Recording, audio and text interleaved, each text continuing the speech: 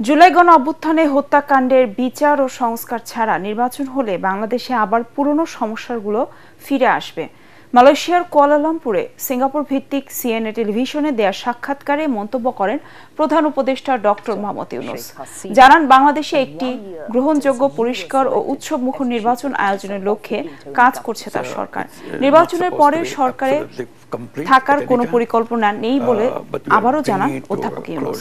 বলেন, জুলাই হত্যাকাণ্ডের বিচারের পাশাপাশি গণতান্ত্রিক সংস্কার, আইন শৃঙ্খলা পুনরুদ্ধার ও জবাবদিহিতা এবং সবশেষে অবাধ সুষ্ঠু নির্বাচন নিশ্চিত করা, অর্থাৎ তিনটি অঙ্গীকার সংস্কার, বিচার ও নির্বাচন নিশ্চিতে প্রতিশ্রুতিবদ্ধ অন্তর্বর্তী সরকার। এ সময় দেশের কূটনীতি নিয়েও কথা বলেন ডক্টর ইউনূস। বলেন, পাকিস্তান ও চীনের সঙ্গে ভালো সম্পর্ক রয়েছে, ভারতের সঙ্গেও ভালো সম্পর্ক রাখতে চায় Bangladesh.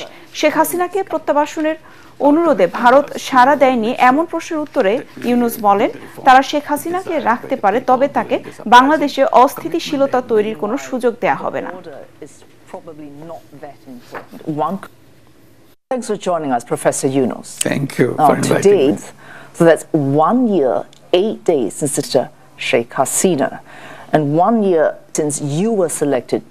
At any time, but we are bringing it to a closure, coming close to the political system and also election system and so on. Ended up keeping